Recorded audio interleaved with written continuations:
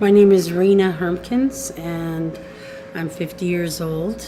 I got 5 years sobriety. I was homeless, living on the streets, and I met a guy who was a squeegee guy, and hated him at first, ended up falling in love with him. We pitched a tent behind Winnipeg Harvest because we were trying to sober up in the rooming houses, and everyone would come by, just keep us up at night screaming or fighting or rip you off, and we didn't feel safe. So we bought a tent and we pitched it behind Winnipeg Harvest just so we can have our own space. And when we got our place down in the north end, we felt like because we were on welfare, we had to live in what welfare was paying. And we started not liking where we were living because we were right in Crack Central in the north end. So we got a place downtown and we got married. I went to treatment. We quit crack cocaine. I quit everything.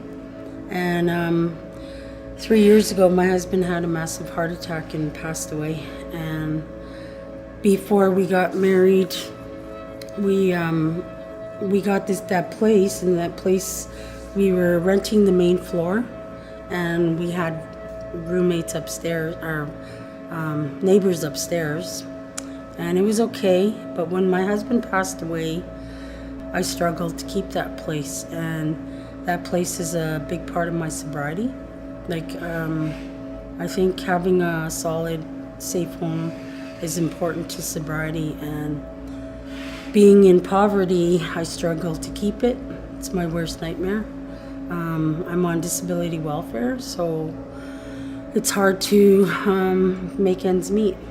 I spend my entire check practically on my place, and I do without, or I eat unhealthy, but it's enough to know that I'm in a safe place. If it wasn't for me getting established this way, I don't think I would have stayed sober, because my home is where my sanctuary is. I build on myself. I feel safe. I help others, and it's just big part of my sobriety. I don't know how the government wants people to get off of meth when they can't even find a safe home.